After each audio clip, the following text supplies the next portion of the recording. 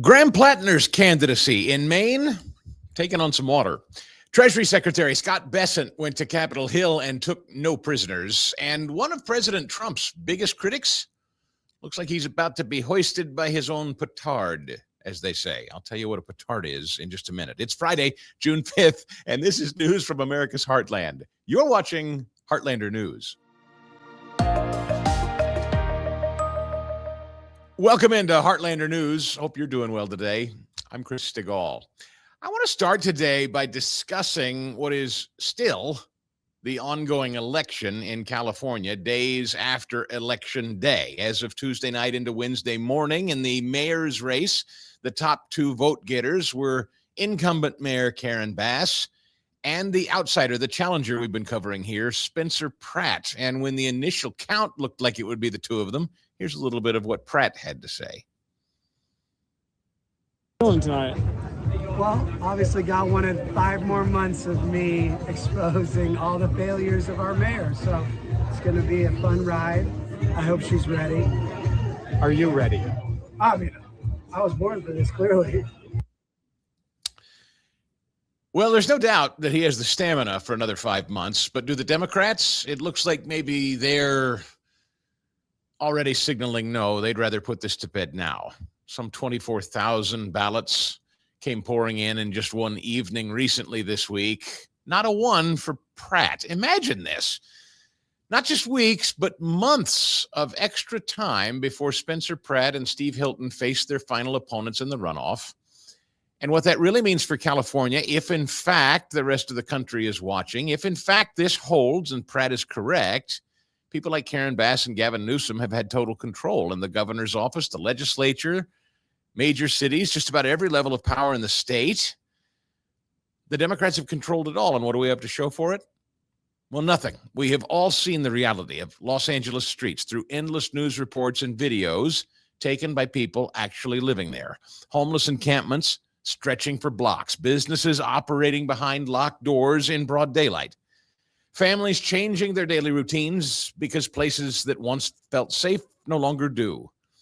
Skyrocketing costs, open hostility to job creators. Californians are being pushed out of the state they love. Not to mention the wildfires, met with total inaction, budgets that are ballooning out of control, basic services collapsing. Californians have been told for decades that every problem is someone else's fault. It's Washington's fault, it's Republicans' fault, it's capitalism's fault, it's climate change's fault, it's COVID's fault. But at some point, voters have to ask themselves the obvious question. If Democrats have run this state top to bottom for years, who exactly is left to blame? So this long runoff process is giving the two challengers, Hilton and Pratt, if successful and they can stave off the fraud, and I'll get to that in a minute, if they can stave off the fraud, this long runoff gives these two challengers more time. And that's what Democrats are terrified about. That's why we're seeing, I believe, some rigging going on in real time this week. But forcing these people who built this disastrous record to defend it out in the open for a few more months, that's the last thing Democrats want to do. Spencer Pratt lost his home in the Palisades fire. He has not been holding back on that, as we've chronicled here. His brilliant, often AI-powered ads have gone viral because they show the tent cities, the failing schools, the dangerous and filthy streets, the waste. It's all shown for exactly what it is.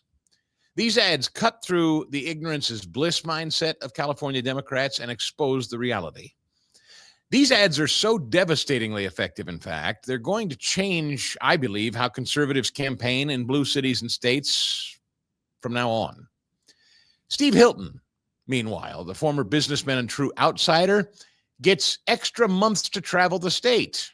From Central Valley farms strangled by bad water rules to Inland Empire families crushed by housing prices, laying out exactly how one-party rule produced record exodus of people and business, plus policy failures that hurt the very people they claimed to help.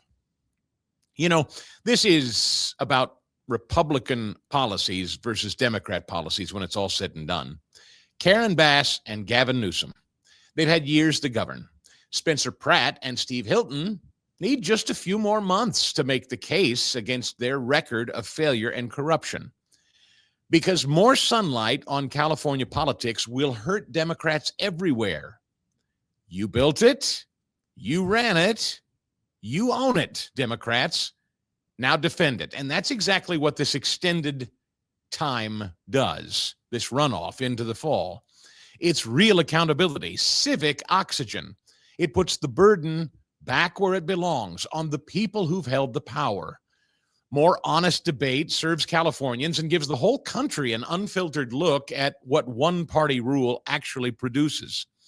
A runoff will deliver the reckoning this state has needed for a long time. So let the ads keep running. Let the tough questions keep coming.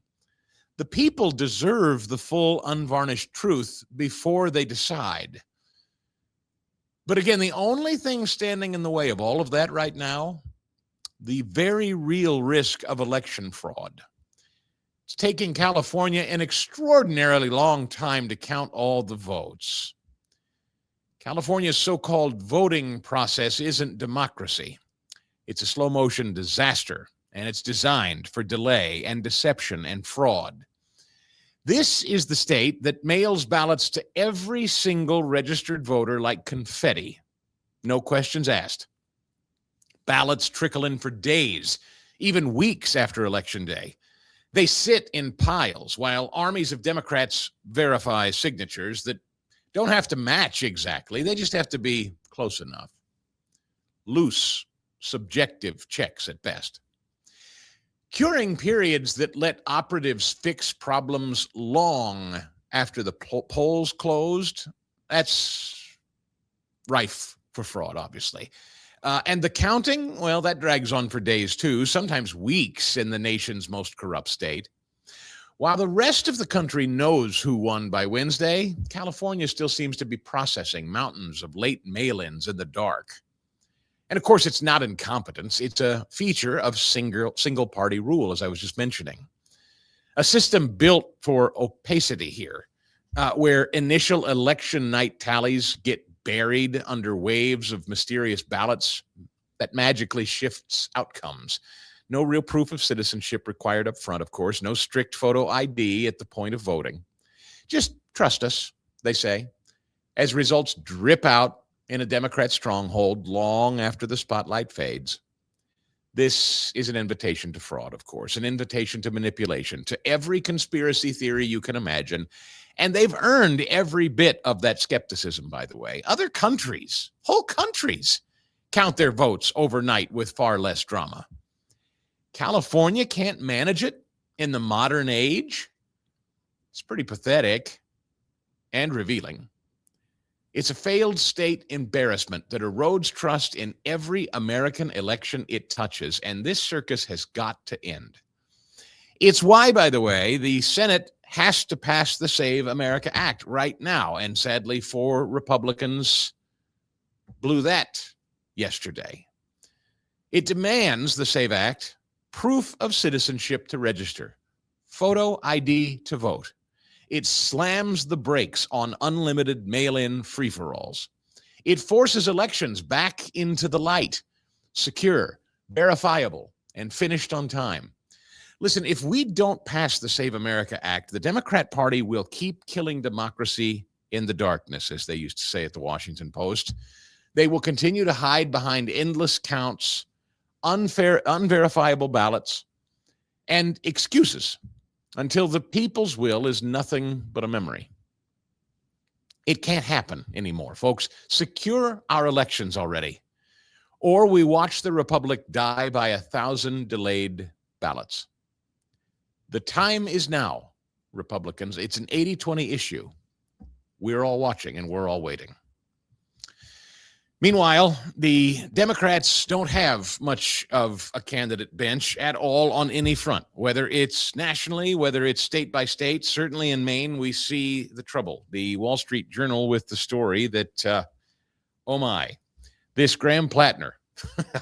I don't know if you've been following the story, but old Graham, there is a new story out that old Graham Plattner, the guy with the Nazi tattoo for 15 years. I don't know. He had a Nazi tattoo on his chest for a very long time, then covered it up, said it was a drunken accident because, again, who amongst us doesn't get liquored up and tattoo Nazi propaganda on our chests? Graham Plattner is now being accused by an ex of being physically abusive. And this is quite remarkable. The Democrats now find themselves in a position of not only defending Nazi tattoos, but abuse of women.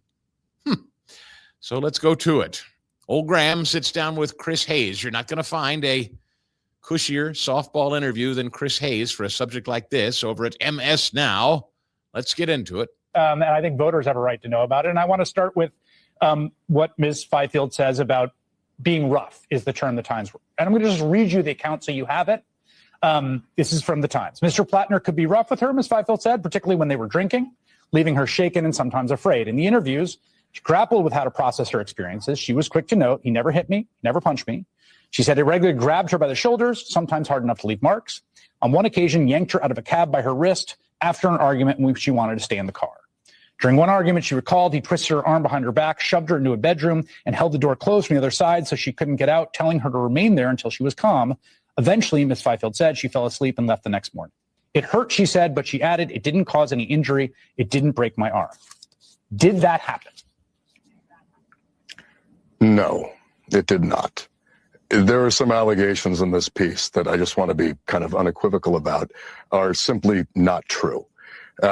Anything alleging physicality, anything alleging that I knew what my tattoo was, these are the statements of someone who's politically motivated. In this piece, there's a lot about my struggling, not being a good boyfriend, certainly self-medicating with alcohol. And I've been very upfront since the beginning of this campaign that was a pretty dark period of my life after I came back from my combat service. And that's what that kind of life looks like. And so there are things in this that I absolutely will take responsibility for and have been speaking about openly for months now. But those serious allegations are just not true. Well, look, as someone who is very, very sensitive and aware of what it is to battle with things like alcoholism, I don't discount or dismiss his sincerity in having battled something and slain that dragon. But the left has always had the perspective of believe all women, right? If a woman shows up and says it, it's true. Now, of course, that's not most normal people's position, but that has always been the American left's position. And I think Chris Hayes knows that. That's why he continues to press on this, interestingly. Again, this is MS Now. This is the friendliest place Graham Plattner's ever going to find himself in a media interview. And old Chris Hayes isn't letting him up off the mat. Again, the New York Times piece, several women who dated Graham Plattner recall unsettling behavior. Several women. This is the New York Times. And folks, it is a lengthy piece if you care to read it.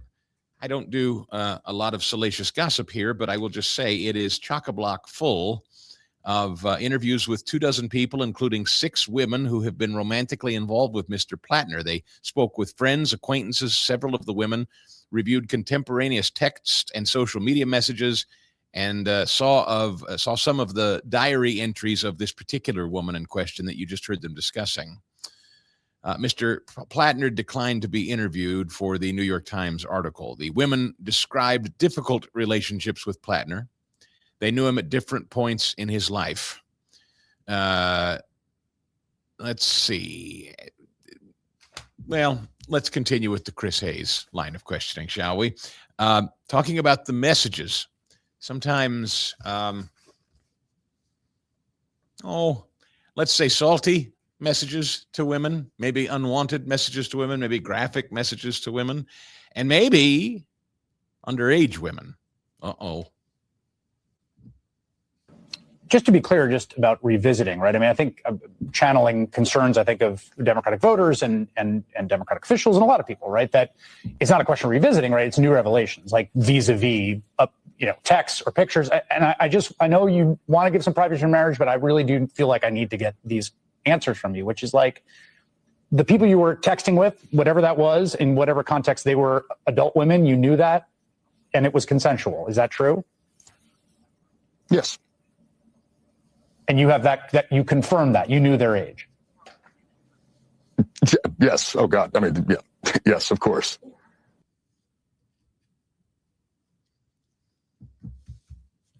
I don't know. Aaron, does again, there's no place that wants this to be true more than Chris Hayes and MS Now. Do you get the impression Chris Hayes is even buying this? No. And the mere fact, like, if you're being questioned about this kind of stuff, I think the battle's already lost. Like, something went wrong somewhere. And don't misunderstand. In no way am I laughing at any of the allegations. I'm laughing at the behavior here from Graham Plattner and Chris Hayes, who this is violently uncomfortable because this guy knows.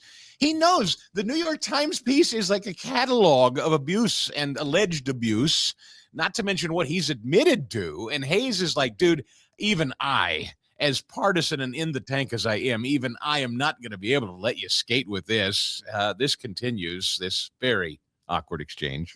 You know, the Times basically reported that they saw texts of hers, including a text in August, I believe August 3rd of last year. This would be before October of last year, in which she basically said that you had a, quote, Nazi tattoo, and she joked about how she's going to go volunteer for Collins. Now, again, this is a text that got sent, so like we can place the time, right? This is in August. How does she know it's a Nazi tattoo in August of last year, and you don't know it's a Nazi tattoo in August of last year? Well, she certainly didn't send that text to me. So whoever she sent it to and was talking to, that's I can't say why, but I will say that I certainly didn't know. And the text messages she's sending to friends who may have recognized it, they didn't tell me that. So.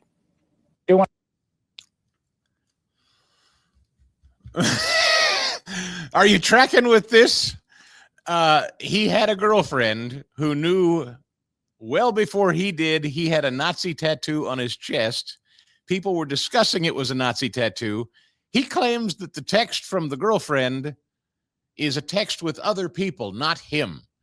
So while his girlfriend, ex-girlfriend, and maybe other people she was texting with all were discussing Graham Plattner's Nazi tattoo, he himself was still completely unaware that the tattoo on his chest for many, many years, well over a decade, was a Nazi tattoo. Is the incredulity meter starting to spike for you? I hope so. Graham Plattner promises, though, don't worry. This is it now. This is surely the last you're going to have to worry about hearing any kind of unsavory behavior or trouble. The Nazi tattoo, the potential beating of women, the appendage pics to minors, allegedly. That's probably it. We're pretty sure now. Future Senator Plattner wants you to know we're probably out of the woods. Are there texts of yours, pictures of yours floating around out there, which, again, maybe from a time capsule, but people, I think, are understandably a little nervous. Maybe you'll be the nominee, probably be the nominee for the Maine Senate on Tuesday. And then it's October 10th, and here's a text or picture of Graham Plattner that is not the kind of thing that you want to see. Like, are you worried about that? Are there texts like that? I'm not worried about it. I mean, I went, as I've talked to him, I went through my life through a number of years struggling and not exactly acting with the best behavior. I've been very, very open about that. And if people would like to continue to drag things up from that time in my life, I'm sure that we are going to see at some point somebody attempt to do exactly that. We wish Mr. Plattner all the best in his future endeavors. Moving on to John Bolton, the mustachioed John Bolton, formerly of President Trump's first term, author of a well-regarded memoir. The Wall Street Journal editorial board just loves John Bolton, and they're very upset that old John is about to plead guilty to the very thing that he was out cheerleading happened to Donald Trump. Let's go back. Let's jump in the Wayback Machine and rewind to June 2023. This is number 24 here, Aaron, if you would, please. John Bolton was confident once upon a time on CNN that Donald Trump should go to jail after they raided Mar-a-Lago.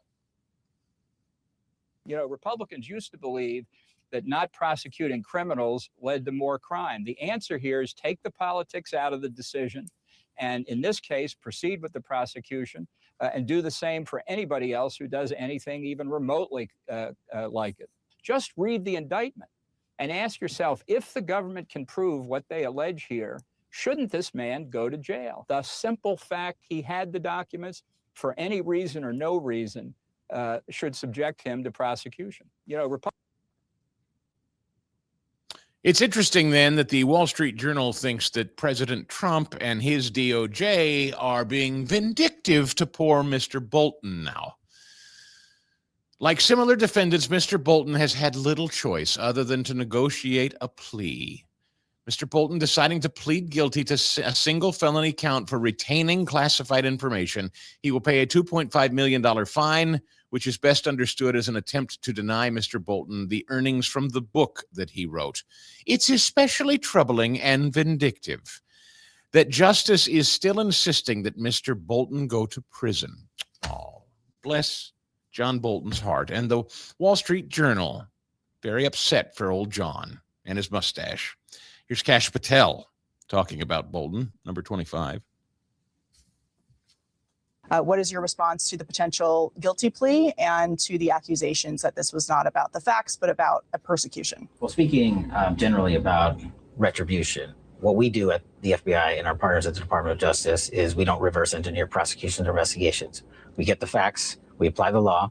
And in the case of Mr. Bolton, we went to a judge, met the probable cause standard, raided his house, obtained information, went before a grand jury. That grand jury said through their voice that there was enough information to charge Mr. Bolton with illegally possessing classified materials. And whether or not he pleads guilty, like any other defendant charged in this country, is entirely up to him. So we'll see what he decides to do. But there's been a sufficiency of credible evidence to make that charge. And now he will have his day in court. What is your response to the potential? Yeah, and that's an important thing to point out. A grand jury looked at the evidence and found there was a reason to move forward. This was not just arbitrarily decided by Donald Trump or Kash Patel or DOJ. A judge and a grand jury both signed off on this.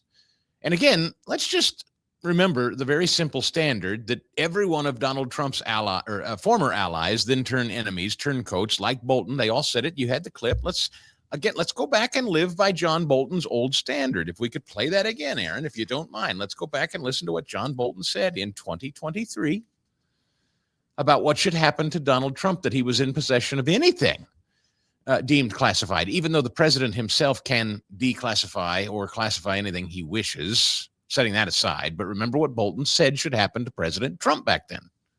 You know, Republicans used to believe that not prosecuting criminals led to more crime. The answer here is take the politics out of the decision, and in this case, proceed with the prosecution and do the same for anybody else who does anything even remotely like it. Just read the indictment and ask yourself, if the government can prove what they allege here, shouldn't this man go to jail? The simple fact he had the documents for any reason or no reason should subject him to prosecution. Yeah, but the Wall Street Journal, bless them, bless their hearts, they don't be too hard on old John. It seems vindictive that Trump is doing this to poor John. Well, I don't know about vindictive, but if we're holding everyone to that same standard of justice that he was just talking about, then that's what we're watching. I don't think it's about vindictiveness, but this is the kind of thing, you know, when I talk to people and they watch what we saw happen to Donald Trump when that pretend president was in power, when we watched the lawfare, the 90 plus counts thrown at Donald Trump, the mugshot, the whole thing, when we watched all of that, when we were going through all of that as a nation, I didn't see any Wall Street Journal editorial board write-ups about how people needed to not be so vindictive to Donald Trump. And, you know, America's electorate has had their say, and Donald Trump has paid the price. He's no longer president, and shouldn't that be enough? No. None of these people were standing up for Donald Trump. But now all of a sudden, all of the people that were stabbing him in the back and cheerleading the effort when the husk was pretending to be president, Now all of a sudden, and even supposedly these Republican types, which, by the way, this is all part and parcel of the same thing. John Bolton, the Wall Street Journal editorial board, some of these senators yesterday who scuttled the SAVE Act. I talked about that earlier. There were 4, Murkowski, Collins, Tillis of North Carolina, and McConnell, the turtle. Those are the 4 that yesterday just said what 80% of this country wants can't happen. And that is verifying who you are, producing ID, verifying you are a legal citizen to vote in the United States. 4 Republican senators stood in the way of that. 6 GOP senators have voted to block Trump's White House ballroom, sponsored by a Democrat. The amendment would have given Congress sole authority to construct a new ballroom and would have barred any federal funds or private donations from being used to build the new ballroom without congressional approval. Who signed off on the opposition? Susan Collins of Maine, John Husted of Ohio, Jerry Moran of Kansas, Murkowski of Alaska, Sullivan, Alaska, and Tom Tillis. The amendment proposed during something called a vote-a-rama on Republican reconciliation on the immigration funding bill, which needed 60 votes to overcome a point of order objection. It failed 52-47. Collins, Husted, and Sullivan face tough re-elections this fall. So, and then you have 3 GOP senators have voted to bar Bill Pulte. Bill Cassidy, Susan Collins, and Lisa Murkowski voted to block William Pulte from serving as the temporary director of national intelligence while he serves as the Federal Housing Finance Agency director under Donald Trump. So I just point these things out to you. The Democrats, as unbelievable and audacious as they are with people like Graham Plattner, the frustrating thing for conservatives, Trump voters, Republicans is we still have the likes of these handful that refuse to do the people's business in the Senate. It's a very difficult thing. People like Susan Collins, who refuse to do the will of the people, up against a guy with a Nazi tattoo who allegedly abuses women and sends naked pics of himself to minors, allegedly. Susan Collins is so infuriating and so ineffective and so willing to do the people's business. A Nazi tattooed, alleged potential abuser of women might actually have a shot. That's where we are. Think of that. It's extremely frustrating.